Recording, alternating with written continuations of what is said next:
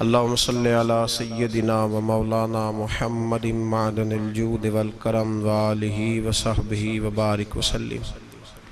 تمام تعریفیں اللہ تعالیٰ جل مجدہ الکریم کے لیے، ہر قسم کے درود و سلام نبی محترم شفیع محتشم آقا کل ختم رسول دانائے سبل احمد مجتبیٰ جناب حضرت محمد مصطفیٰ صلی اللہ تعالیٰ علیہ وسلم کی ذات والا صفات کے لیے حمد و صلات کے بعد، عزیز دوستو بزرگوں، اللہ تبارک و تعالیٰ نے ایک قانون ارشاد فرمایا ہے۔ وہ قانون یہ ہے کہ امانت اس شخص کے سپرد کرنی چاہیے جو امانت کا اہل ہو۔ جب امانتیں ان لوگوں کے پاس جاتی ہیں جو ان کے اہل نہیں ہوتے، جو ان امانتوں کو سنبھالنے کی قابلیت نہیں رکھتے، پھر معاشرے کے اندر بہت بڑا بگاڑ پیدا ہوتا ہے۔ اتنا بڑا بگاڑ پیدا ہوتا ہے کہ جس کا خمیازہ کئی نسلوں کو بھگتنا پڑتا ہے۔ اہلیت، قابلیت، صلاحیت یہ اور چیز ہے، تقوی، پرہیزگاری، محبت یہ ایک اور چیز ہے۔ ہمارے ہاں اب ڈھیروں چیزیں، لاتعداد چیزیں ایسے لوگوں کے قابو چلی جاتی ہیں جن میں کوئی اہلیت اور قابلیت نہیں ہوتی اس چیز۔ ہماری جدید زبان میں کہا جاتا ہے میرٹ۔ جو لوگ میرٹ پر پورے نہیں اترتے ان تک وہ چیزیں چلی جاتی ہیں۔ اللہ تبارک و تعالیٰ نے ایک نئے انداز میں ہر چیز کو بیان فرمایا ہے اور ہر حکم کا رنگ نرالا ہے قرآن پاک میں۔ تو یہاں بھی اللہ تعالیٰ نے فرمایا ان اللہ یأمرکم ان تؤدوا الامانات الی اہلہا، فرمایا بے شک اللہ تمہیں حکم دیتا ہے کہ امانتیں ان لوگوں کے سپرد کر دو جو ان کے اہل ہیں، جو ان کے اہل ہیں، قابلیت رکھتے ہیں، صلاحیت رکھتے ہیں۔ نبی پاک صلی اللہ تعالیٰ علیہ وسلم نے ارشاد فرمایا ہے کہ اگر کسی آدمی نے کسی ایسے شخص کو کسی جماعت کا سربراہ بنایا اور اسے خبر تھی کہ اس سے زیادہ قابل شخص اس جگہ موجود ہے، کو نہیں سمجھ آ رہی بات کی؟ غور کیجئے گا ذرا بات پر۔ ایسے شخص کو بنایا کہ جس کے مقابلے میں اچھا اور قابل آدمی موجود تھا، محبوب پاک علیہ السلام فرماتے ہیں اس نے مسلمانوں سے بھی خیانت کی، اس نے اللہ سے بھی خیانت کی اور اللہ کے رسول سے بھی خیانت کی صلی اللہ تعالیٰ علیہ وسلم۔ ایسے شخص کو بنا دیا کہ جس سے زیادہ اچھا آدمی وہاں موجود تھا۔ جب نااہل آدمی کے پاس کوئی چیز چلی جاتی ہے جو اس کا اہل نہیں ہوتا، جو میرٹ نہیں ہوتا، ہم بغیر میرٹ کے بہت سارے کام کرتے ہیں۔ او بھائی، کچن میں وہ شخص نہیں جا سکتا جس کا میرٹ نہ ہو، جس کو کھانا پکانے کا طریقہ نہ آتا ہو۔ کچن میں جاتا ہے، بولے نہیں تسی تے کھا لیں دیو جنہی دی بھی پکی ہو گئے۔ کچن میں وہ شخص نہیں جا سکتا جس کا میرٹ نہیں ہوتا، تو وہ بندہ گدی پہ کیسے چلا جاتا ہے پیر صاحب کی جس کا میرٹ نہیں؟ ممبر پہ کیسے آ جاتا ہے جس کا میرٹ ہی نہیں؟ وہ آپ کی اسمبلی میں کیسے بیٹھ جاتا ہے جس کا میرٹ ہی نہیں؟ آپ اس کو ایوان صدر اور ایوان وزیر اعظم میں کیسے برداشت کرتے ہیں جس کا میرٹ ہی نہیں وہاں بیٹھنے کا، صلاحیت ہی نہیں، قابلیت ہی نہیں؟ بھئی جو آپ دیکھیں نا 550 آدمی بیٹھا ہے بڑے جہاز کے اندر، بڑے جہاز میں، کبھی کسی نے کھڑے ہو کے دعویٰ کیا ہے کہ چلو جی پائلٹ صاحب پیچھے ہو جاؤ تھوڑی دیر کے لیے میں نے بھی ڈرائیو کرنا ہے؟ 550 آدمی بیٹھے ہیں اور ضروری تو نہیں کہ سارے انگوٹھا چھاپ ہی ہوں، اس میں لیکچرار ہیں، عالم ہیں، فاضل ہیں، صوفی ہیں، انجینئر ہیں، ہر شعبے سے تعلق رکھنے والا آدمی ہے، لیکن کسی نے کبھی دعویٰ کیا اٹھ کے؟ جی بولے تو اگر کر دے تو اول تو کیا نہیں، اور اگر کر دے تو میرا خیال ہے پائلٹ کہے گا دروازہ کھول کے چلو میں بھی تھک گیا ہوں 5 منٹ تجھے دیتا ہوں، دے گا وہ؟ اور اگر پائلٹ مان جائے، مثال دے رہا ہوں سمجھانے کے لیے، پائلٹ مان گیا کہ ٹھیک ہے میں 5 منٹ دیتا ہوں، تو جو باقی کرسیاں ساری لوگ بیٹھے ہیں وہ سارے کہیں گے ٹھیک ہے پائلٹ صاحب 2 باری، کیا کریں گے وہ؟ جی یہ تو جب بیٹھے ہوں گے تب پتہ چلے گا نا بنے گا کیا. وہ پائلٹ کو کہیں گے کہ تیرا دماغ ٹھیک ہے, اس قابل ہی نہیں تو بٹھا رہا ہے. ہمارے ہاں ہر آدمی کھڑے ہو کے اعلان کر رہا ہے میں پیر صاحب ہوں, ہر آدمی. کوئی اس کو منع ہی نہیں کر رہا کہ تیرے اندر بھائی صلاحیت نہیں, تجھے تو بسم اللہ شریف نہیں سیدھی پڑھنی آتی. ہر آدمی کھڑے ہو کے اعلان کر رہا ہے کہ میں بہت بڑا مفتی ہوں, مولوی صاحب سے مسئلہ نہ پوچھنا, میں خود بتا لیتا ہوں, مولویوں کو کیا پتا, مجھ سے پوچھو. کوئی بندہ نہیں اس سے کہتا کہ بھائی تیرا شعبہ ہی نہیں, تیرا میرٹ ہی نہیں, تو کیوں بول رہا ہے اس معاملے میں, چپ کر خاموش ہو. سارے موقع دے رہے ہیں, کہتے ہیں ٹھیک ہے تو بھی مسئلہ بتا, چل تو بھی مسئلہ بتا, سارے اس کو موقع دے رہے ہیں. اور پھر جب ایک تو بول سارے رہے ہیں, پھر موقع مل رہا ہے, اور پھر جو ہم دائیں بائیں ہیں کوئی شخص یہ کہنے کو تیار نہیں, اس کی خوشامد ہو رہی ہے, کہتے بڑا اچھا ہے بڑا اچھا ہے. بار کہتے رہیں گے جعلی ہے, غلط ہے, برا ہے, سامنے جا کے کوئی بولنے کو تیار ہے. کیا ہو رہا ہے یہ؟ اللہ فرماتا ہے کہ امانت اہل کے سپرد کرو, نا اہل کو امانت نہ دو. نبی پاک صلی اللہ علیہ وسلم نے فرمایا اگر تم نے نا اہل کو دے دی تو فساد ہو جائے گا. یہاں ہو رہا ہے فساد, کسی جگہ کا کوئی میرٹ نہیں. مولوی صاحب پیسے تھوڑے لینے چاہیے بس ان کو. وہ اگر پچھلا امام 12,000 لے رہا تھا تو اس نے کہا میں 10,000 میں نماز پڑھاؤں گا, تو ہمیں اتنا پتا ہے کہ 2,000 بچا ہے, یہ نہیں ہمیں پتا. اس بیچارے کو نماز کی 6 شرطیں بھی آتی ہیں کہ نہیں, امامت کی 6 شرطیں اس کو وہ بھی آتی ہیں کہ نہیں.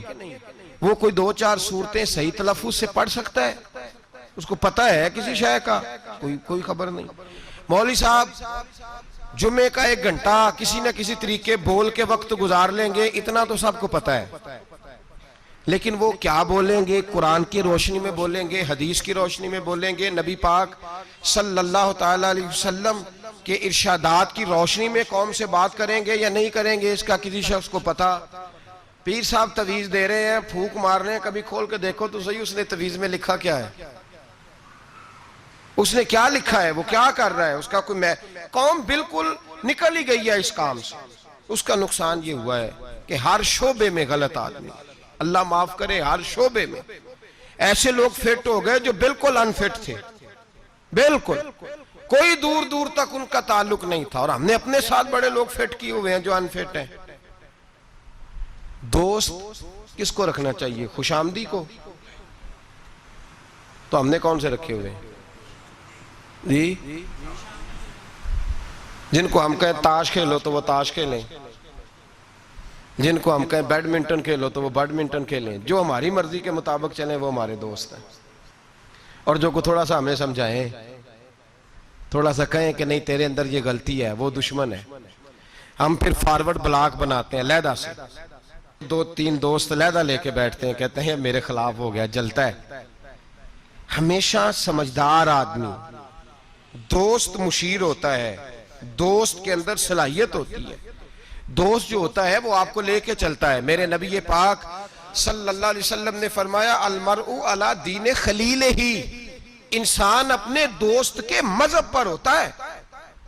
وہ اپنے دوست کے, جو اس کے دوست کا مذہب ہوگا وہ اسی کا مذہب ہو جائے گا. اتنا بڑا درجہ دیا, ہم نے کبھی سوچا ہی نہیں. جو آیا جس نے کہا چودھری صاحب, سیٹھ صاحب, علامہ صاحب, بلے بلے کیا بات ہے. ابے کے خلاف ہم بات کرنے لگے تو وہ اس میں شامل ہو گیا, اماں کے خلاف بولنے لگے تو وہ اس میں شامل ہو گیا. ہم نے یہ کبھی سوچا ہی نہیں کہ یہ تو ہمارا نقصان کر رہا ہے, یہ تو ہمیں بڑی دور لے کے جا رہا ہے, اس کا تو میرٹ ہی نہیں تھا میرا دوست بننے کا. انتخاب کر کے, سوچ سمجھ کے. ہر ایک سے دوستانہ ہو سکتا, ہر ایک سے دوستانہ ہو سکتا. کورے ورک کتاب نہیں ہوندے, پتھر دل گلاب نہیں ہوندے. بھلیا پہلوں سوچ کے لائیے, پھر یارہ نال حساب نہیں ہوندے. غور کر, خیال تو کرنا. ملا رومی رحمت اللہ تعالی لکھا ہے کہ ایک آدمی کی باندر سے دوستی ہو گئی, بندر سے دوستی ہو گئی. خود آدمی تھا, دوستی کس سے لگا لی, بندر سے. جی بندر سے دوستی لگا لی. ہوا یہ کہ اس کی تفصیل بیان کی. حضرت رومی علیہ رحمہ فرماتے ہیں کہ بندر کو سانپ کاٹنے لگا تو اس نے اس کو بچایا تھا سانپ سے, تو بندر اس کا فرما بردار ہو گیا. یہ بندر کو کہتا درخت پہ چڑھ جا تو چڑھ جاتا, بیٹھ جا تو بیٹھ جاتا, اٹھ جا تو اٹھ جاتا. یہ لوگوں کے سامنے ڈنگے مارتا کہ دیکھو بندر بھی میرا فرما بردار ہے, کیونکہ فرما برداری سے غرض ہے. میرٹ سے غرض نہیں، صلاحیت سے غرض وہ اس قابل بھی ہے میری دوستی کے کہ نہیں، اس سے کوئی غرض نہیں۔ مولا رومی کہتے ہیں کہ اس شخص کو سارے لوگوں نے سمجھایا کہ یہ تیری دوستی کے قابل نہیں، یہ جانور ہے، بندر کو چاہیے کسی بندر سے دوستی کرے، تو انسان ہے، کسی انسان سے جرانہ لگا، یہ تو بیچارہ اس قابل ہی نہیں کہ تیری دوستی کے معیار پہ پورا اتر سکے۔ اس نے کہا تم جلتے ہو، میری اصل میں بات مانتا ہے، تمہاری مانتا نہیں نا، تو تم جلتے ہو۔ میں نے دیکھا ہے بڑا بھائی چھوٹے کو منع کر رہا ہے، چھوٹا کہہ رہا ہے تمہیں کیا پتا، اماں ابا منع کر رہے ہو، کہتے ہیں نہیں آپ کو کیا خبر۔ مولا رومی رحمت اللہ تعالی علیہ فرماتے ہیں کہ وہ سو رہا تھا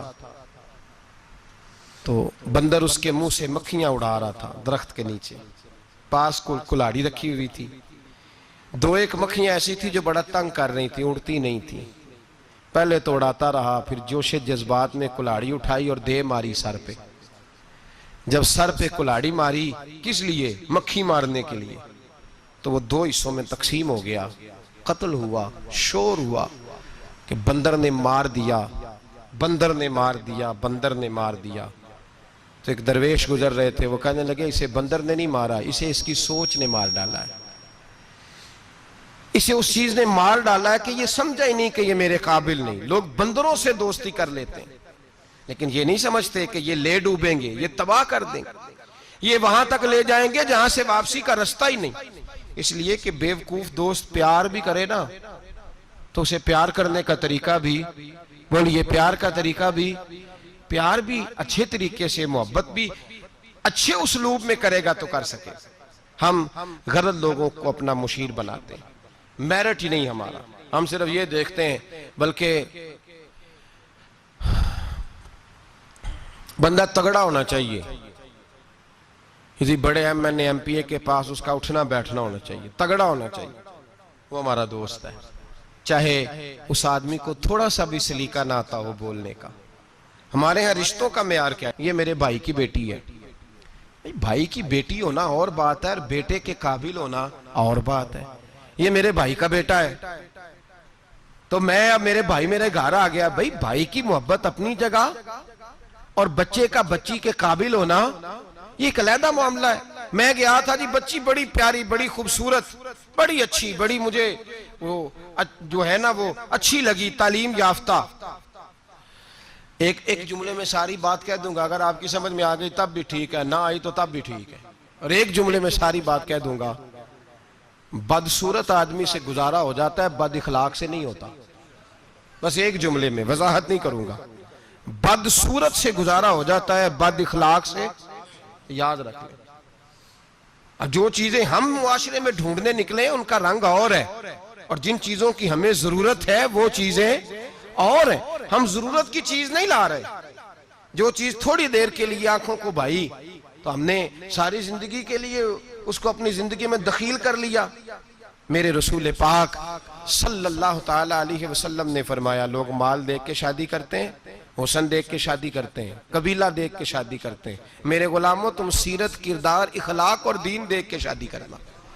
تم دیکھنا کہ اس کے اندر دیکھیں نا، ایک خاتون ساری زندگی خاوند کی خدمت میں گزار دیتی ہے، صبح و شام اس کا خیال رکھتی ہے، بظاہر رنگ روپ اتنا پیارا نہیں لیکن اس کا خاوند جتنا اس سے راضی رہتا ہے، اس کا گھر جتنا ٹھنڈا رہتا ہے، اس کا ماحول جتنا اچھا رہتا ہے، اس لیے کہ میرٹ بڑا اچھا آیا۔ ہم لوگ جس چیز کو میرٹ بناتے ہیں وہ اصل میں میرٹ ہے ہی نہیں۔ یہی حال بچوں کے حوالے سے ہمارا ہے۔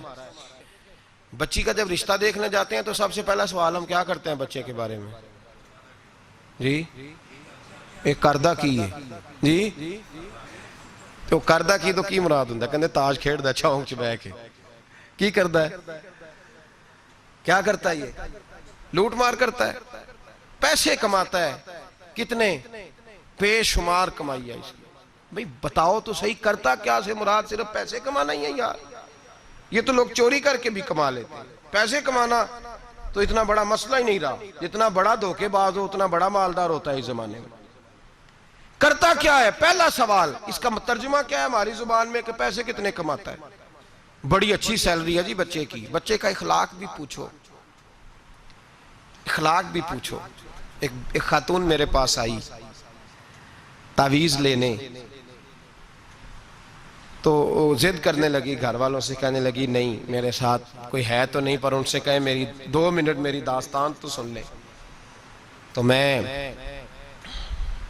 نے کہا بہن بتاؤ بات کیا ہے، اتنی رونے دھونے کی کیا بات ہے؟ اس نے کہا کہ مال دیکھ کے شادی کر دی میرے ابے نے، مال بڑا ہے، پر میں ایک دن بھی اپنے خاوند سے عزت نہیں کرا سکی، اس لیے کہ وہ شراب کے نشے میں دھوت گھر آتا ہے، ایک دن بھی۔ کہنے لگی مجھے بتائیں نا کہ جس عورت کو اس کا خاوند پانی پیے تو گالی دے کے آواز دے، روٹی کھانی ہو تو گالی سے آواز دے، اور اگر وہ میکے جانے کی بات کرے تو اس کی مری ہوئی ماں کو بھی گالیاں دے، اور اس کے سارے خاندان کو 24 گھنٹے، میرے گھر میں مال بڑا ہے، بڑے پیسے ہیں، لمبا چوڑا سرمایہ ہے، پر ایک دن بھی ایسا نہیں آیا کہ جس دن اس نے باوقار طریقے سے مجھے بلایا ہو۔ اور وہ کہتی ہے کہ مجھے کہتا ہے تیرے میکے میں بیٹھنے کو جگہ کوئی نہیں، جتنی دفعہ مجھے لے کے گیا ہے دروازے پہ اتار کے آ جاتا ہے، اور میں ٹیلی فون کرتی ہوں تو دروازے سے بٹھا کے لے جاتا۔ پیسے ہیں، جو میرے ماں باپ نے شاید دیکھی تھی وہ بہرحال سکھ ہے اس بچی کو اپنے گھر میں، آرام ہے۔ جو بندہ جاتا ہے پوچھتا ہے، میں نے کئی دفعہ یہ بات دہرائی، آج پھر دہراتا ہوں، حضرت علی کا تو اپنا مکان ہی کوئی نہیں تھا ظاہری طور پہ، کوئی کاروبار بتائے ان کا مدینے میں وہ کیا بزنس کرتے تھے، کس بنگلے میں رہتے تھے، کوئی بتائے؟ حضرت ابو بکر صدیق رضی اللہ تعالیٰ عنہ نے کہا حضور فاطمہ کے لیے رشتہ، جناب عمر نے کہا فاطمہ کے لیے رشتہ، حضرت عثمان غنی جیسے مالدار نے کہا، حضور نے فرمایا میں رب کے فیصلے کا منتظر ہوں، فیصلہ آیا تو قرہ مولا علی شیر خدا کے نام نکلا، حضرت علی کے نام قرہ نکلا، تو کہا یا رسول اللہ صلی اللہ علیہ وسلم علی کے لیے رشتہ، تو میرے مصطفیٰ نے فرمایا علی کا فخر وہ کمال والا ہے کہ رب کے فرشتے بھی میرے علی پہ فخر کرتے ہیں، اس کا فخر وہ کمال والا فخر ہے کہ فرشتے فخر کرتے ہیں۔ صاحب وہ دیکھیں چیز، وہ میرٹ بنائیں جس سے آپ کو سکون ملے، توانائی ملے، بہار ملے، حسن ملے۔ ہم نے وہ چیز جس کا جو میرٹ نہیں تھا وہ بنا دیا ہے، اور میں کہہ چکا ہوں محبت اور ہوتی ہے اور میرٹ قابلیت اور ہوتی ہے، کسی سے پیار ہونا اور بات ہے، اور کسی کا اس جگہ کے لیے قابل ہونا یہ اور بات ہے۔ اولاد سے پیار ہوتا ہے کہ نہیں انسان کو؟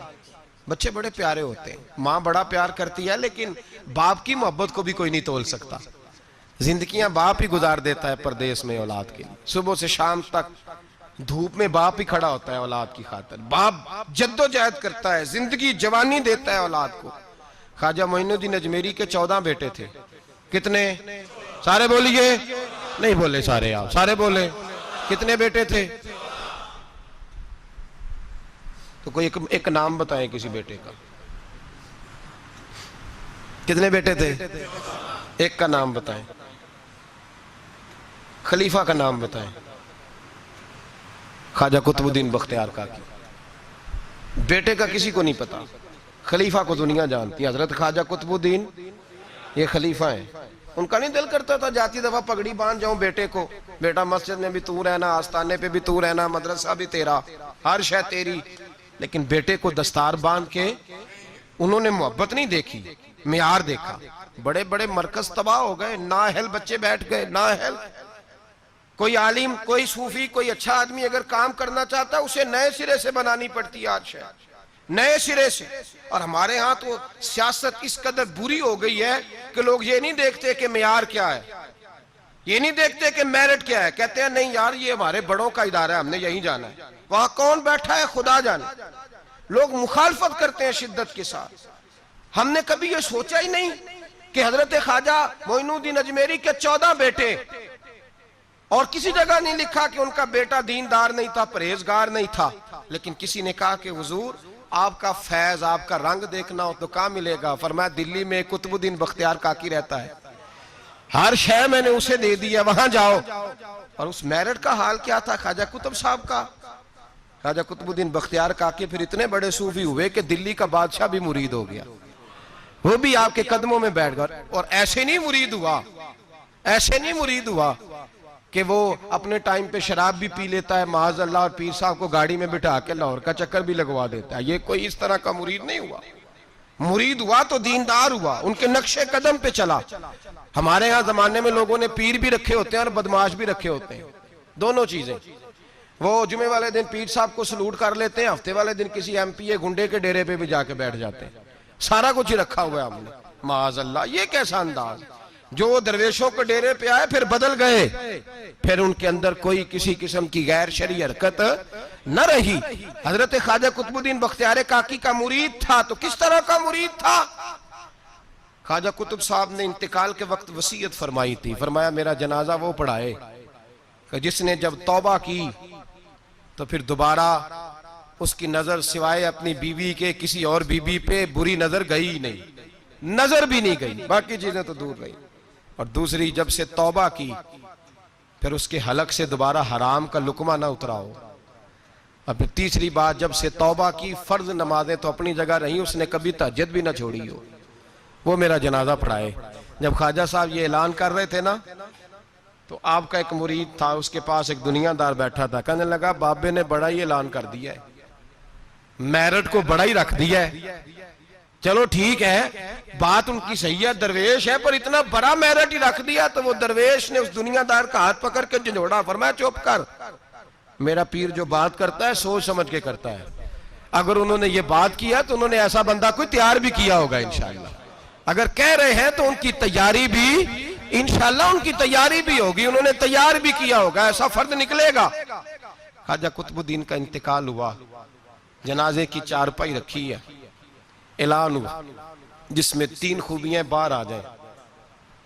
بڑے بڑے صوفی گردنیں جھکا کے کھڑے رہے، 5ویں سب سے دلی کا بادشاہ نکل کے آیا، باہر نکلا، ہانپتا کامتا روتا، کہنے لگا اگر میرے شیخ کا اعلان نہ ہوتا تو میں اپنا ظاہر نہ کرتا۔ مسلمانوں، جس کا میں جنازہ پڑھانے آیا ہوں اس نے اتنا رنگ میرے اندر بھرا ہے، اتنا رنگ بھرا ہے کہ جب سے توبہ کی ہے پھر غیر محرم کا کبھی دماغ میں خیال بھی نہیں آیا، اور جب سے توبہ کی ہے پھر بادشاہ نے کھجور کی چھال کی ٹوپیاں بنا بنا کے بیچی ہیں، ان ٹوپیوں کی روٹی کھائی ہے، انہی کا کپڑا پہنا ہے، کبھی مال خزانہ کا ایک لقمہ گھر میں داخل نہیں ہونے دیا، اور فرمایا اگر میرے شیخ نے اعلان کیا ہے تو بتا رہا ہوں کہ پہلے دن جب میں قطب الدین کے ہاتھ میں ہاتھ دینے آیا تھا تو تہجد کا وعدہ لیا تھا، 30 سال گزر گئے، جب تہجد کا وقت آتا ہے تو عرش کا مالک مجھے خود ہی بیداری عطا فرما دیتا ہے، اور میں نے چھوڑی نہیں۔ بھائی میرٹ بنایا ان لوگوں نے اہل لوگوں تک باتیں پہنچائی، حال ہی کوئی نہیں، یا حشر ہی کوئی نہیں، جو جس کے من میں آتا ہے وہ کرتا جاتا ہے۔ حضرت سیدنا خواجہ قطب الدین بختیار کاکی کی بھی اولاد تھی، لوگوں نے پوچھا حضور آپ کے بعد کدھر جائیں؟ فرمایا پاک پتن میں فرید الدین کو بٹھا دیا ہے میں نے، وہاں بٹھا دیا ہے، یہاں تو نسل در نسل سجادگی چلی آ رہی، ایک کے بعد دوسرا، دوسرے کے بعد تیسرا، تیسرے کے بعد چوتھا، صاحبزادے ہی صاحبزادے، باقی بار کچھ ہے ہی نہیں۔ کہا میں نے بٹھا دیا ہے فرید الدین مسعود گنج شکر کو۔ بابا فرید کے بچے بڑے زبردست لوگ ہوئے، حضرت موج دریا ایک بڑے کمال صوفی تھے، لیکن اگر کوئی آ کے بابا فرید صاحب سے پوچھتا کہ حضور آپ کے بعد دیکھنا ہو تو کسے دیکھیں، تو فرمایا دلی میں نظام الدین محبوب الہی بیٹھا رہتا ہے، اس کے پاس جانا۔ ان لوگوں نے یہ نہیں دیکھا کہ اولاد سے پیار ہے تو اب جو جہاں بیٹھنے کا اہل نہیں اسے بٹھا دیا جائے۔ حضرت ابو بکر صدیق رضی اللہ تعالیٰ عنہ کے صاحبزادے سارے صحابی ہیں، مجاہد ہیں، نبی پاک کے دین کے غازی ہیں، لیکن حضرت ابو بکر جاتی دفعہ بیٹا نہیں بٹھا کے گئے، کس کو بٹھایا؟ نام لیں آپ کو ثواب ہوگا، ان کا بھی نام لینا سیکھ جائیں، چلے اللہ خیر کرے گا، اللہ کرے ان کے نام لینے سے نا حضرت عمر کے نام سے تو حرارت پیدا ہوتی ہے روح میں۔ دوسرا حضرت ابو بکر کس کو بنا گئے؟ ان کے بیٹے کا پتہ کیا حال ہے؟ حضرت عمر کے بیٹے کو نبی پاک صلی اللہ علیہ وسلم نے فرمایا عمر تیرا بیٹا نیک آدمی ہے، راجل صالح، تیرا بیٹا۔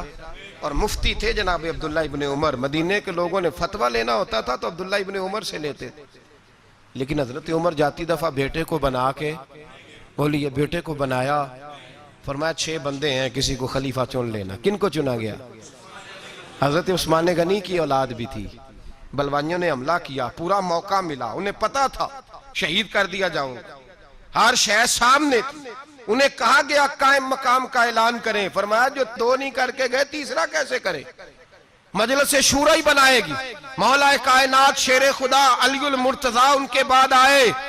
امت مسلمہ میں بغیر میرٹ کے اگر آیا تو صرف یزید آیا، وہ بغیر میرٹ کے آیا حضرت سیدنا امیر معاویہ رضی اللہ تعالیٰ عنہ کی نشست پر، اس منبر پر جس منبر پر حضرت جناب ابوبکر صدیق، فاروق اعظم، مولا علی، عثمان غنی بیٹھا کرتے تھے، اس منبر پر جب ایسا شخص بٹھایا گیا جو اہل نہیں تھا، جس کا میرٹ نہیں تھا، جس کا بنتا نہیں تھا آنا، جو اس امانت کا اہل نہیں تھا، جب امت کے اندر انتشار آیا اور وہ شخص بیٹھا جو اہل نہیں تھا، تو پھر نقصان یہ ہوا کہ امام حسین جیسے لوگوں کی گردنیں کاٹ کے نیزے پہ لٹکا دی گئی۔ یہ میرٹ نہ ہونے کا نقصان یہ ہوا کہ رسول اللہ کا خاندان کاٹا گیا۔ پھر حضرت زینب روئیں اس نااہلی کی وجہ سے، پھر میرے مصطفیٰ کا گھرانہ تڑپا، اور حضرت امام زین العابدین نے کربلا کے میدان میں کھڑے ہو کے جو آواز دی تو مدینے تک صحابہ کی چیخیں نکلی، یا رحمت للعالمین ادرکنی زین العابدین۔ پھر اتنا نقصان ہوا امت کا، اتنا جس کا خمیازہ آج تک امت مسلمہ بھگت رہی ہے۔ نااہلوں کو سپورٹ کرنے والی قوم یاد رکھے، اور اپنے گھر کی چار دیواری سے لے کر اعلان حکومت تک ہر نااہل آدمی کو محبت کی بنیاد پر آگے لگانے والے لوگ یاد رکھیں کہ نااہلوں کا خمیازہ بڑا سخت ہوتا ہے، بڑی دور تک بھگتنا پڑتا ہے۔ نااہلی کی حد ہے۔ 14 اگست منائی نا مسلمانوں نے، کیسے؟ آپ یقین کریں مجھے مجبوراً جانا تھا گجرانوالہ، مجبوری تھی میری، تو میں چلا گیا، ورنہ میں ایسے ایونٹس پہ گھر سے نہیں نکلتا۔ تو گجرانوالہ سے ہمارے شہر تک کا سفر، وہ جو گجرانوالہ کا چھوٹا سا حصہ تھا نا، وہ 1.5-2 گھنٹے لے گیا۔ یہ قوم ہے، یہ ٹریننگ ہے۔ اس کی وجہ پتہ کیا ہے؟ جن نااہلوں کو آپ نے سربراہ بنایا ہوا ہے نا، ان کی ٹریننگ ہی ناچ گانا ہے، ان کی ٹریننگ ہی ہمارے لیے سڑکوں پہ رہنا ہے، شور شرابہ ہے، ریلیاں ہیں۔ یوں وہ کام قوم کر رہی ہے۔ ابھی تھوڑے 2 مہینے پہلے ترکی کے صدر نے یوم تشکر منایا ہے، پڑھا آپ نے اخباروں میں؟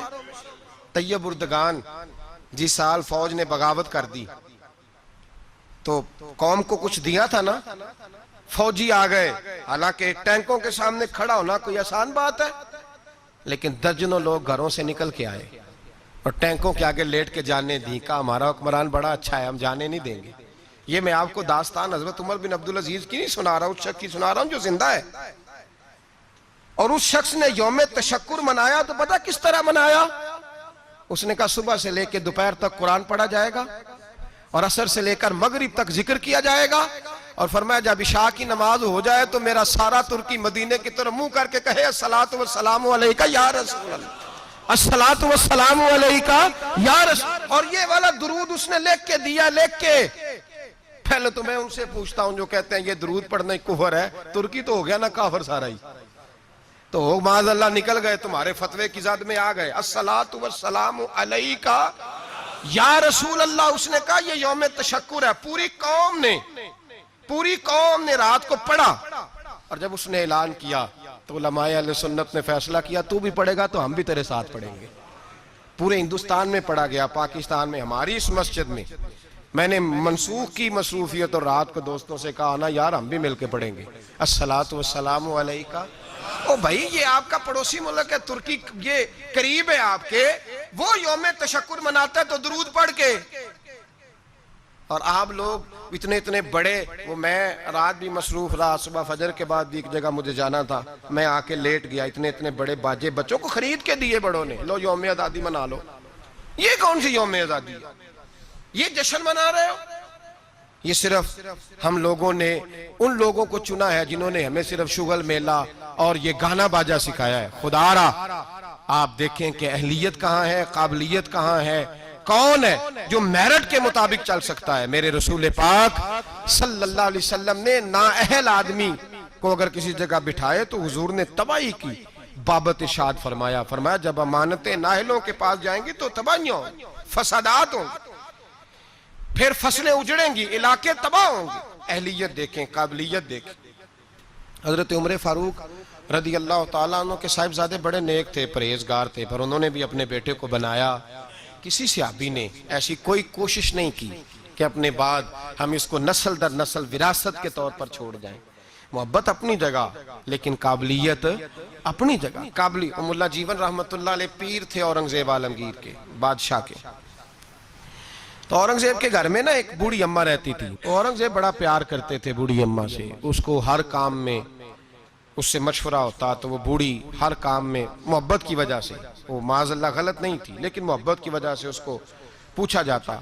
ملا جیون رحمت اللہ علیہ اورنگزیب سے ایک دن کہنے لگے کہ باقی ساری باتیں تو ٹھیک ہیں لیکن اس خاتون کو ہر شے کا نہیں پتا، تو جو اس کے شعبہ جات ہے اس میں تو مشورہ کیا کرو، تو جو اس کا شعبہ نہیں نا اس میں اس سے مشورہ نہ کیا کرو. پیار اپنی جگہ اور قابلیت اپنی جگہ، اہلیت اپنی جگہ. جو اس کا شعبہ ہی نہیں. اب کوئی فقہ کا عالم جا کے اپنی اماں سے کہے کہ میں نے 2 اصول فقہ لکھنے ہیں تو بتائیں کیا کروں، امام شافعی سے لوں کہ امام مالک سے لوں؟ تو اماں بھی یہی جواب دے گی کہ بیٹے مجھے پتہ ہی نہیں. تو جس چیز کا جو آدمی کا شعبہ نہیں اس میں اس آدمی آپ کابل کے پاس جائیں گے، اہل کے پاس جائیں گے اور اس سے جا کے دیکھیں نا. ہمارے ہاں سائنس کے اندر سبجیکٹ رکھے گئے تو اسپیشلسٹ ہونا ایک سبجیکٹ رکھا گیا. ایک آدمی میڈیکل اسپیشلسٹ ہے، پھر اسے آگے بڑھیں گے آپ تو میدے کا اسپیشلسٹ علیحدہ ہے، آنکھوں کا. تو آپ نے اگر میدے کے ڈاکٹر سے دوائی لینی ہے تو آنکھ والے ڈاکٹر کے پاس جائیں گے. میرٹ کو دیکھیں گے آپ، جو اہل ہے آپ اس کے پاس جائیں گے. یہ تھوڑی ہے کہ جو اہل ہی نہیں، قابل ہی نہیں، اسے آپ نے رنگی ہے. سیاست دوران تو دیکھیے منزل انہیں ملی جو شریک سفر نہ تھے، جو بیچارے قابل ہی نہیں، ان کو آپ جو ہے وہ والی امانت سونپ دیں گے تو وہ تباہی کریں گے. وہ ملا جیون نے منع کیا لیکن وہ گھر میں بوڑھی اماں کا بڑا دخل تھا. اورنگزیب عالمگیر نے نا گھر کے اندر ایک شوباز رکھا ہوا تھا، باز. وہ اتنا زبردست تھا کہ وہ جا کے بہت ساری خبریں لے آتا تھا، کئی ملکوں کی خبریں لاتا تھا اور لا کے بتاتا تھا کہ فلان جگہ بغاوت ہو رہی ہے، فلان جگہ سازش ہو رہی ہے، بتایا کرتا تھا. پھر اس میں یہ خوبی تھی کہ جب جنگ ہوتی تو وہ ساتھ ساتھ اڑتا اور آ کے فوج کو بتلاتا کہ یہاں جو ہے وہ کمزوری ہے مسلمانوں کی فوج میں، تو یہاں فوجی بھیجے جائیں. اور اگر کئی دفعہ ضرورت پڑتی تو چونکہ اس کے ناخن بڑے تگڑے ہوتے تھے، اگر کوئی فوجی کفر کا زیادہ تیز ہوتا تو وہ خود حملہ کر دیتا. اتنا کام آتا تھا.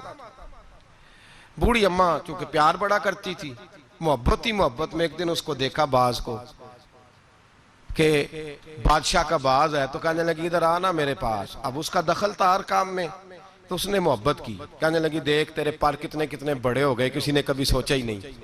اس نے کینچی پکڑی اور اس کے پڑ کاٹ ڈالے. پھر اس نے کہا تیرے ناخن دیکھ کتنے بڑے ہیں، کسی نے کبھی سوچا ہی نہیں. اس نے محبت ہی محبت میں اس کے ناخن بھی کاٹ دیے. تھوڑے ہی دنوں کے بعد خبر آئی کہ فلان جگہ ہندو مرہٹوں نے سازش شروع کی ہے. تو بادشاہ نے کہا بلاؤ اس کو جائے. جب اس کے سامنے کھڑا کیا گیا تو بادشاہ کی چیخ ہی نکل گئی، ہائے میرا وفادار، ہوا کیا؟ تو ملا جیون کہنے لگے کچھ بھی نہیں ہوا، تم نے نااہل سے محبت کی تو اس کی تمہیں سزا ملی ہے. تمہیں سزا ملی ہے. تمہیں کہا تھا کہ اس کو شعبہ بانٹ کے دو، اس کو ضرور رکھو ہر چیز میں، لیکن اس کو بتایا جاتا، سمجھایا جاتا. اگر اماں باہر جاتی تو اسے پتا ہوتا کہ اس کے جو ناخن ہیں یہ جنگ کے کام آتے ہیں، اس کے جو پر ہیں یہ اڑنے کے کام آتے ہیں. بادشاہ تڑپ کے رویا لیکن اب کوئی حل ہو سکتا. اب بات آگے نکل گئی. جب آپ میرٹ کے خلاف چلیں گے، آپ ایسی جگہ پہ جائیں گے، ایسی جگہ جہاں جو آدمی اس کا اہل ہی نہیں تو وہ تباہی کرے گا. جہاں چڑیاں بیٹھنی چاہیے، اقبال نے کہا کہ زاغوں کے تصرف میں عقابوں کے نشیمن، آئی ہے وراثت میں پیر کی گدی ان کو، زاغوں کے تصرف میں عقابوں کے نشیمن. اقبال کہنے لگا کہ اپنے پیر صاحب کی گدی پہ یہ بیٹھ گیا ہے، پر مصیبت یہ ہے کہ جہاں کبوتر بیٹھنا چاہیے تھا وہاں باز بیٹھ گیا ہے. جہاں بلبل بولنی چاہیے تھی وہاں شیر کو بٹھا دیا ہے، تو وہ کاٹے گا، وہ تباہی کرے گا، وہ تو اپنی درندگی کا مظاہرہ کرے گا. تو یاد رکھیں نااہل آدمی جہاں بھی آئے گا، جس جگہ بھی آئے گا، وہ مجبور ہوگا اپنی بری عادت سے، وہ باز نہیں آ سکے. اس کے اندر وہ تقویٰ، پرہیزگاری، وہ خصوصیت، وہ صلاحیت جب موجود ہی نہیں تو وہ کیا کرے گا؟ میرے نبی پاک علیہ السلام کے بڑے جلیل القدر صحابی تھے حضرت سعد بن ابی وقاص. ان کو کہا حضرت عثمان نے کہ آپ ایک صوبے کے گورنر بن جائیں. تو انہوں نے آگے بڑھ کے نہیں کہا بسم اللہ گورنر ہی، حالانکہ بڑی خدمات تھی ان کی، وہ لینا چاہتے تو لے سکتے تھے. حضرت سعد بن ابی وقاص فرمانے لگے میں تلوار کا آدمی ہوں، میدان کا آدمی ہوں، میں گورنر ہی نہیں چلا سکتا، میں اس کا اہل نہیں۔ آپ اس طرح کریں، اس کو بنائیں جو سیاست کے امور، لوگوں کی دیکھ بھال، جو چیزیں جو ہیں وہ کر سکتا ہے اس کے سپرد کرے، میں اس کا اہل، میں فوجی ہوں۔ فوجیوں کا کام حکومتیں کرنا نہیں ہوتا، فوجیوں کا کام حفاظتیں کرنا ہوتا ہے۔ حکومتیں کرنا فوجیوں کا کام، تسی بولو تو انو کچھ نہیں ہونے لگا، ویڈیو میری بھی بن دیجئے، میری بھی بن دیجئے۔ فوجی کا کام حکومت کرنا، میں ذمہ داری سے بات کر رہا ہوں۔ آئین پاکستان میں نے منگا کے رکھا ہوا ہے، میرے پاس ہے سارا پڑا ہوا۔ فوجی کا کام حکومت کرنا ہے ہی نہیں، اس کا کام کیا ہے؟ حفاظت کرنا۔ جو اس کی ڈیوٹی ہے وہ کرے گا، جو اس کی ڈیوٹی نہیں وہ کرنے کی اسے اجازت۔ نقصان ہی تب ہوتا ہے جب وہ آدمی آ کے بیٹھ جاتا ہے جسے پتہ ہی نہیں یہ کام کیسے کرنا ہے، جو اس کا شعبہ ہی نہیں، معیار ہی نہیں، تو بڑی تباہی ہوتی ہے۔ حضرت سعد بن ابی وقاص فرمانے لگے میں فوجی ہوں، مجھے تو آپ میدان کی۔ حضرت خالد بن ولید بہت بڑے فوجی تھے، نہ جرنیل تھے، تلوار ہیں اللہ تعالیٰ کی، لیکن کسی صوبے کے کبھی گورنر نہیں بنے، اس لیے کہ جو ان کا شعبہ نہیں تھا وہاں انہیں لگایا۔ حضرت سلمان فارسی رضی اللہ تعالیٰ عنہ سرداروں کے بیٹے، گھر کے اندر ساری چیزیں دیکھیں، بڑا کچھ غور کیا، ہر چیز کو سمجھتے تھے۔ جناب عمر نے انہیں گورنر بنایا۔ حضرت ابو ہریرہ میں بڑی زبردست صلاحیت تھی، حافظہ بڑا مضبوط تھا، محنت کے بڑے قائل تھے، اپنے اندر جد و جہد رکھتے تھے، شوق تھا، ان کو گورنر بنایا گیا۔ جو آدمی جس چیز کا اہل تھا، اور ایک تاریخ کا ایسا حوالہ دوں گا شاید اس موضوع پر یہ آخری بات ہو، حضرت سیدنا ابو ذر غفاری رضی اللہ تعالی، جاگ کے سنیے، جاگ کے، اور اس پہلو پہ غور کیجئے گا ذرا۔ حضرت سیدنا ابو ذر غفاری، حضور نے فرمایا یہ میری امت کا زاہد ہے، یہ زاہد آدمی، اس کا دنیا داری سے کوئی تعلق نہیں، یہ چھوڑ بیٹھا ہے۔ حضرت ابو ذر غفاری آئے اور حضور کے سامنے کھڑے ہوئے اور بہت سارے صوبوں کی حالت زار بیان کرنے لگے۔ یا رسول اللہ صلی اللہ علیہ وسلم، اس صوبے کی بھی بڑی خستہ حالت ہے، اس صوبے کی بھی، اس صوبے کی حالت زار بیان کر کے کہنے لگے حضور مجھے گورنر بنائیں، میں حالات صحیح کر دوں گا۔ حضور نے فرمایا ابو ذر تو نیک آدمی ہے، تیرے اندر بڑی خوبی ہے، پر گورنری بہت بڑی امانت ہے اور تو کمزور ہے، تو گورنری کی اہلیت نہیں رکھتا، تو گورنری کی قابلیت نہیں رکھتا، وہ تیرے والا شعبہ نہیں۔ اور یہاں حضرت ابو ذر غفاری نے ضد نہیں کی، کہنے لگے خدایا تیرا شکر ہے تو نے ہمیں ایسا محبوب عطا فرمایا ہے صلی اللہ تعالی علیہ۔ فرمایا یہ خوبی تیرے اندر، تو گورنری نہیں کر سکتا، یہ تیرے والا کام نہیں۔ تو بھائی یاد رکھیں، امانت جب نااہل کے پاس جائے گی، جب اس آدمی کے پاس جائے گی جو اس کا اہل ہی نہیں۔ ہمارے سکولوں میں ڈھیروں ٹیچر ایسے بھرتی ہیں جن کو پڑھانا نہیں آتا، ڈھیروں ٹیچر ہیں۔ اب اتنی امانت ہم کہاں سے لے کے آئیں کہ وہ خود ریزائن کر دیں کہ میں پڑھانے کے قابل نہیں، میرا شعبہ نہیں۔ درجنوں لوگ ہیں، ڈگری اور ہوتی ہے، علم اور ہوتا ہے، ایم اے پاس ہونا اور بات ہے، پڑھانے کی قابلیت ہونا اور بات۔ اب لوگ قابل نہیں لیکن لگے ہوئے ہیں، اہلیت نہیں لیکن لگے ہوئے ہیں، شوق ہی نہیں، جذبہ ہی نہیں، کام کر ہی نہیں سکتے لیکن اس کام پہ لوگ لگے ہوئے ہیں۔ یہی حال باقی سارے محکموں کا بھی ہے۔ ہمارے ملک کے اندر صوبہ پنجاب کا ایک ایسا وزیر تعلیم بھی رہا ہے جو دستخط کرنے نہیں جانتا تھا۔ کس شعبے کا وزیر تھا وہ؟ بولیے۔ اسی لیے تعلیم کا بڑا اچھا حال ہے، وہ اپنے دستخط کرنے انگوٹھا لگایا کرتا تھا۔ اور وزارت کون سی تھی؟ بولیے۔ تو اس کا مطلب ہے اس نے تعلیم بڑی عام کر دی ہوگی، بڑی عام اس نے کر دی ہوگی، اس کو پتہ ہی نہیں، بیچارے کو پتہ ہی نہیں۔ ہمارے ہاں کیا ہوتا ہے، جس آدمی کو جو عہدہ ملتا ہے وہ بھانجے، بھتیجے، خالہ کے بیٹے، ماموں کے بیٹے وہ لے آتا ہے سارے، اب وہ وہاں ایڈجسٹ کرتا ہے، سیٹ کرتا ہے جگہ جگہ۔ اپنے شعبے کو دیکھیں، اگر آپ کے اندر کسی شعبے کی صلاحیت نہیں تو آپ اس کو چھوڑ دیں، علیحدہ ہو جائیں، قابلیت نہیں تو علیحدہ ہو جائیں۔ اور آپ کے ذمہ اگر لگے کسی آدمی کو کسی جگہ تعین کرنا تو پھر بھی آپ اس آدمی کو تعین کریں جو بڑا بہترین ہو۔ حضرت ابو بکر صدیق رضی اللہ تعالیٰ عنہ وصال ہو رہا ہے، شدید بیمار ہے، بڑے شدید، اور اتنی سخت حالت ہے کہ مدینے میں نئے سرے سے لوگ کہتے ہیں اندھیرا چھایا، نئے سرے سے۔ ایک وہ رات تھی جب حضور نے وصال کیا، اور ایک آج رات ہے جب ابو بکر کے وصال کا وقت ہے۔ حضرت ابو بکر صدیق کے پاس درجنوں لوگ گئے، آپ کے بعد کیا ہوگا؟ جناب صدیق اکبر نے فرمایا عمر کو بلاؤ، عمر کو۔ حضرت فاروق اعظم تشریف لائے تو جناب ابو بکر صدیق نے صحابہ کے مجمع پہ نظر ڈالی اور ایک تاریخی جملہ کہا، تاریخی جملہ. فرمانے لگے میں دنیا سے جا رہا ہوں، یہ وہ وقت ہے جب بہت بڑا جھوٹا بھی سچ بولنے لگتا ہے. وہ سامنے مجھے قبر نظر آ رہی ہے، بہت بڑا جھوٹا بھی سچ بولتا ہے اس موقع پر. فرمایا میری تم سے گزارش ہے کہ میرے بعد عمر فاروق کو اپنا امیر بنا لینا. حضرت عمر دوڑ کے آئے، کہنے لگے حضور میں ڈنڈے کی زبان بولنے والا شخص ہوں، مزاج میں سختی ہے، کس طرح کام چلے گا؟ آپ نے فرمایا عمر تجھے تیری ماں روئے، میں نے تجھے ساری زندگی دیکھا ہے، اس امت کو تیری ضرورت ہے. حضرت عمر فاروق کو پابند کیا تو ایک صحابی پھر بولے، کہنے لگے ابو بکر اللہ کے پاس جا رہے ہو، کیا جواب دو گے؟ حضرت ابو بکر صدیق فرمانے لگے رب کریم نے اگر مجھ سے پوچھا نا میرے بعد میرے محبوب کی امت کا کیا کر کے آیا ہے تو میں عرض کروں گا اے اللہ جو تیرے بندوں میں سب سے اچھا تھا اسے مسلمانوں کا نگران بنا کے آیا، جو سب سے بہترین تھا. بیٹے موجود ہیں، بھتیجے موجود ہیں، مسلمان ہیں، صحابی ہیں، نمازی ہیں. فرمایا جو سب سے اچھا ہے تقوی کے لحاظ سے، پرہیزگاری کے لحاظ سے میرٹ بنائیں، کبھی زیادتی نہ کریں، کبھی زیادتی نہ کریں، کبھی ظلم نہ کریں. ایک بات سنانے لگا ہوں آپ کو، بڑی اہم بات.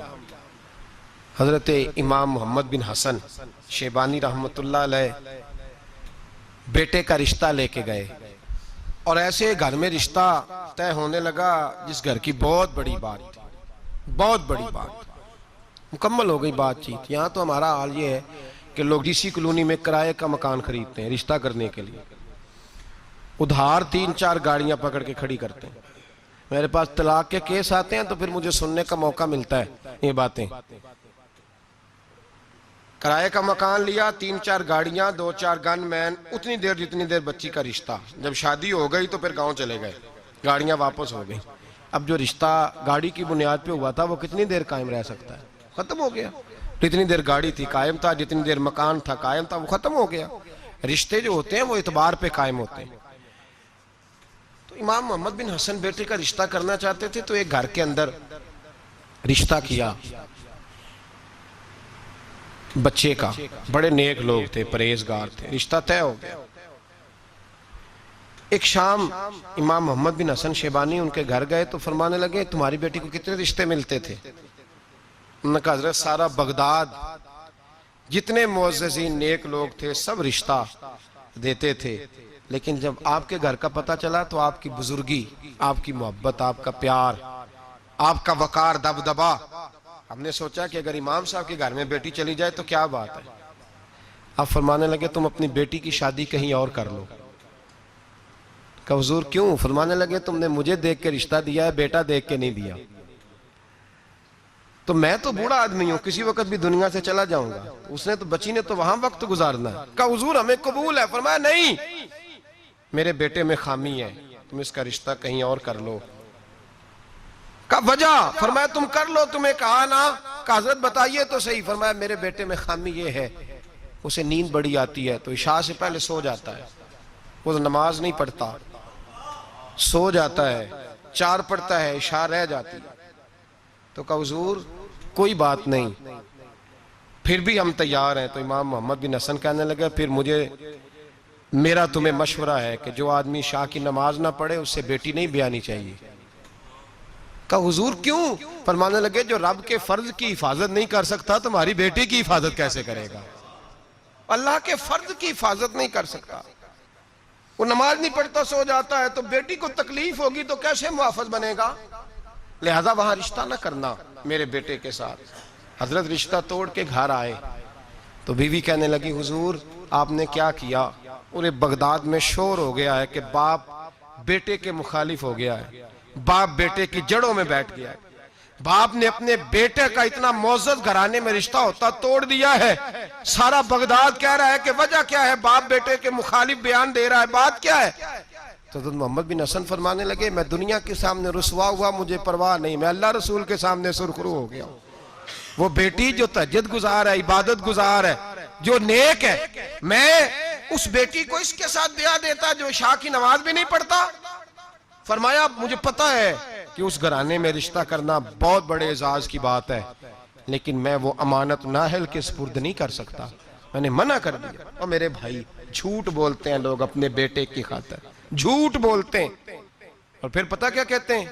پہلے جھوٹ بولتے ہیں، ناراض ہونا ہو تو ضرور ہوئیے گا، پہلے جھوٹ بولتے ہیں، بڑا با اخلاق ہے، بولتا ہی نہیں، پھر کہتے ہیں تمہارا میاں بیوی کا معاملہ ہے۔ تو رشتہ طے کرتے وقت بھی میاں بیوی کو کہنا تھا آپس میں طے کر لیتے، نکل گئے آرام سے۔ بیٹی کی عظمتیں بیان کرنے کی باری تھی تو کہتے رہے کہ رابعہ بصری ہے، اس وقت تو کہتے رہے کہ یہ کیا بات ہے اس کی، یہ تو حضرت بایزید کی اماں کی طرف پرہیزگار ہے۔ اور جب سسرال والوں نے شکایت کی، لڑکے نے آ کے کہا کہ سمجھائیے تو کہا تمہارا میاں بیوی کا معاملہ ہے۔ کیسی بات کرتے ہو؟ تم نے نااہل کے سپرد کر دیا اہل کو، ظلم کر دیا۔ میں نے وہ بیٹیاں دیکھی ہیں جنہوں نے رو کے وقت گزار دیا، اور وہ بیٹے دیکھے ہیں جو باپ کی ضد کی بھینٹ چڑھ گئے، جو ماں نے دوپٹہ رکھ دیا پیروں پہ، تو نے میری مرضی سے نہ کیا تو مر جاؤں گی، اور اماں پھر پردے میں چلی گئی اور تباہ کر دیا اس بچے کو۔ ہم یہ سوچتے ہی نہیں کہ میرٹ نہیں، اہلیت نہیں، قابلیت نہیں، اور یہ ظلم جو ہم گھر میں شروع کرتے ہیں، یہی ظلم ہم نے اینڈ سیاست تک کیا۔ پھر یہ دیکھا کہ محلے کا چودھری میرے گھر آ گیا، یہ دیکھا ہی نہیں کہ قوم کے لٹیرے کو سربراہ بنانے لگا ہے۔ یہ صرف اتنا دیکھا کہ 2-4 بڑے بڑے لوگ میرے گھر آ گئے، یہ دیکھا ہی نہیں کہ ڈاکو، چور، ظالم، خائن اور سارے کھرے چوری کے جس کے گھر جاتے ہیں اسی کو نگرانے والا مان لیا۔ یہ دیکھا ہی نہیں، سوچا ہی نہیں، یہ کبھی خیال ہی نہیں کیا کہ کس کے حمایتی بننے لگے، کبھی خیال ہی نہیں آیا ہمیں۔ سفارش بہت بڑی ذمہ داری ہوتی ہے، ہم جس کی مرضی کر دیتے ہیں، جس کے حق میں مرضی بول لیتے ہیں، جو مرضی ہم سوچ لیتے ہیں۔ میرے نبی پاک صلی اللہ علیہ وسلم نے معیار کی بات فرمائی، معیار کی۔ اسلام مقدار کا تو قائل ہی نہیں، اسلام تو معیار کا قائل ہے۔ مقدار کیا ہوتی ہے؟ زیادہ ہونا کوئی بات ہے؟ معیاری ہونا بات ہے، معیاری۔ میرے رسول پاک صلی اللہ تعالیٰ علیہ وآلہ وسلم، آج یہ بھی ایک مجمع ہے نا جی، وہ پیر صاحب کے مرید بڑے ہیں، اس پارٹی کے ممبر بڑے ہیں، اور آپ کے ملک میں نظریاتی لوگ تو ویسے ہی ختم ہو گئے، نظریاتی لوگ ختم ہو گئے۔ اب تو جس پارٹی میں رش زیادہ ہوتا ہے سارے ایم پی ایم میں نے ادھر ہی چلے جاتے ہیں۔ یہ نظریاتی نہیں ہوتے، یہ رش کے لوگ ہوتے ہیں۔ یہ کل رش کا ہی ہو، ملا رومی رحمت اللہ تعالیٰ علیہ آپ فرماتے ہیں ایک درویش گزر رہے تھے، تو وہ کھانا کھا رہے تھے، منہ میں لقمہ تھا، تو بوٹی کھا کے باقی ہڈی پھینکی تو کتا ان کے پیچھے لگ گیا۔ بڑا پیارا، بڑا خوبصورت تھا، بڑا معیاری تھا، تو حضرت نے روڑا مار کے پیچھے بھگا دیا۔ آپ کے ساتھ خادم تک کہنے لگے حضور اتنا پیارا کتا ہے اور آپ کے پیچھے لگا تھا تو آپ کے بچے خوش ہوتے، گھر جاتا تو مجھے بڑا پیارا لگا ہے۔ آپ فرمانے لگے مفت میں پیچھے لگتا تو وفادار تھا، یہ تو ہڈی دیکھ کے پیچھے لگا ہے، مجھ سے کوئی اچھی ہڈی ڈالے گا تو اس کے پیچھے لگ جائے گا، تو مجھے وفادار کی ضرورت ہے، ہڈی والے کی ضرورت نہیں ہے۔ پر میں کسی اور کے پیچھے لگ جائے گا، کیا ضرورت پڑی ہے اس کو پیچھے لگانے؟ یہاں نظریاتی لوگ تو ختم ہو گئے، وہاں رش زیادہ ہے۔ اور اب ایک اور لوگ سوال پوچھتے، کہتے وہ اتنے بندے جا رہے ہیں سارے غلط ہیں، فلانی جماعت میں اتنے بندے زیادہ لوگ ادھر ہیں تو سارے غلط ہیں۔ بھئی کافر آج بھی زیادہ ہے دنیا میں، کفر آج بھی زیادہ ہے۔ اگر تعداد پہ جاؤ گے تو کیا پھر اکثریت کو صداقت کی دلیل قرار دے دو گے؟ میں نے ایک دفعہ حاجی صادق صاحب رحمۃ اللہ علیہ سے کہا، میں نے کہا حضور ہمارے پاس تو تھوڑے تھوڑے لوگ ہیں، تو باقی اتنے لمبے چوڑے آستانے اور یہ وہ، تو آپ کی آواز کون سنے گا؟ تو وہ لوگ مرعوب نہیں ہوا کرتے تھے، ان پہ روب نہیں چڑھا کرتا تھا، وہ روب ڈالا کرتے تھے، روب لینے کے قائل نہیں تھے۔ کہنے لگے چھل بے لیا، بندے 313 ہی بڑے نے پر انہیں جان آتے رکھی ہونی چاہیے، 313 ہی بتھیرے نے پر جان ہاتھ پہ ہتھیلی پہ جان رکھی بھی ہو، 313 ہی کافی ہیں۔ زیادہ لوگوں کی ضرورت سچے ہونے چاہیے، کھرے ہونے چاہیے۔ جب آیا نا ابو جہل کا جاسوس بدر کی رات، دیکھ کے گیا کہ 313 ان میں بھی بچے، بوڑھے، کمزور، تو ابو جہل سے جا کے کہنے لگا 313 ہیں، ان میں بھی کچھ بچے ہیں، بوڑھے ہیں، کمزور ہیں۔ تو ابو جہل بڑا کھل کھلا کے ہنسا، کہنے لگا جنگ کرنے کی ضرورت نہیں، ان کو سب کو صبح باندھو گھوڑوں کی پشتوں پہ، اونٹوں کی پشتوں پہ، تو ان کو مکے لے چلتے ہیں، وہاں جا کے ان کے ساتھ کریں گے کیا کرنا ہے، نہ ان کے پاس اسلحہ ہے، نہ گھوڑے ہیں، نہ تلواریں، نہ زر ہیں۔ تو وہ جاسوس کہنے لگا ٹھہر جا، پوری بات تو سن لے، تو نے ابھی فیصلہ کر دیا مقدمے کا، ان کا میرٹ تو سن، اہلیت تو سن، قابلیت تو سن، وہ جہاد کرنے ہیں تو ان کی قابلیت بھی تو دیکھ۔ یہاں کبھی صدام حسین کا جرنیل بک جاتا ہے، کبھی افغانستان کے 2-4 لوگ بک جاتے ہیں، کبھی کسی ملک کے بکتے ہیں، یہ اندر سے بکتے ہیں تو کافر کو موقع ملتا ہے۔ یہ اندر سے نہ بکیں تو مسلمان کے تو نام میں ہی بڑی قوت ہے. اس کے تو خالی نام کے اندر اللہ نے بڑا جاہ و جلال رکھا ہے. وہ جاسوس ابھی کافر ہے. ابو جہل سے کہنے لگا پوری بات سن لے, ہے وہ 313, پر ان میں سے واپس جانے کا ارادہ کسی کا بھی نہیں. وہ کفن باندھ کے آئے ہیں, وہ کفن باندھ کے آئے ہیں, واپس جانے نہیں آئے. تو لایا ہے شراب کے نشے میں دھت کر کے, تو کہتا تھا ساری رات اون سیبا کر کے کھلاؤں گا, لیکن وہ سارے جان ہتھیلی پہ رکھ کے آئے. میرے بھائی معیار بنائیں زندگی میں, اپنا معیار بنائیں.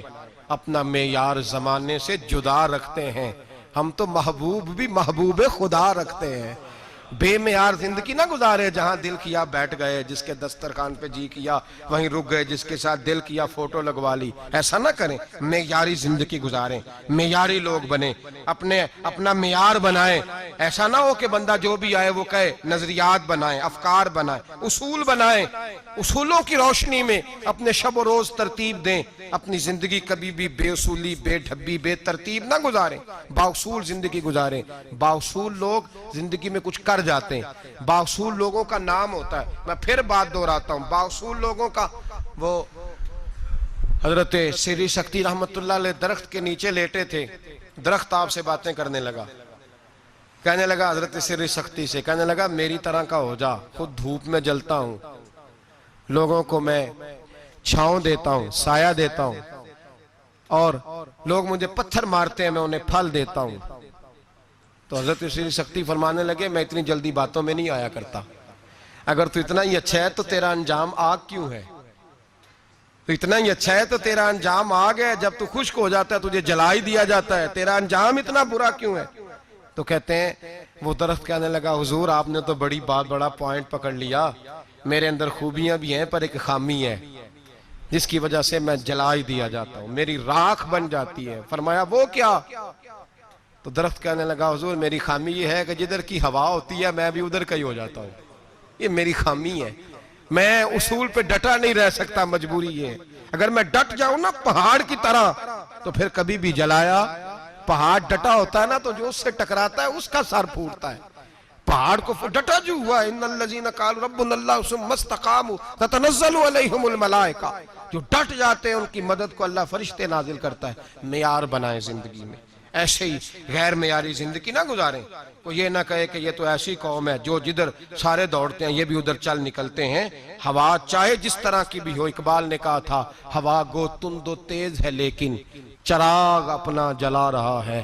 وہ مرد درویش حق نے جس کو عطا کیے ہیں انداز خسروانہ, فرمایا جس کو اللہ نے انداز دیے ہے وہ اپنا چراغ جلاتا ہے, اپنا جینا جیتا ہے. کبھی نااہل بنے, نہ کبھی خلاف میرٹ کسی شخص کی سپورٹ کریں. ہر جگہ وہ اپنے بچے کے رشتے سے لے کر قومی مسائل تک اہلیت کو ضرور پیش نظر رکھیں. جو چیز جہاں کی ہو, بھئی دیکھیں نا, دیکھیں ایک چابی بناتا ہے تالا بنانے والا, لیکن اگر وہ چابی اس کے قابل نہیں تو اس سے تالا کھول سکتا. ایسی چابی تو نہ بنے جو ہر تالے کوئی لگ جائے. اس کو تو کہتے ہیں اس کو اتار دو, یہ فری ہو گیا ہے, کام ختم ہو گیا. معیار بنائیں زندگی میں, معیاری زندگی گزاریں. اللہ سمجھنے کی توفیق عطا فرمائے.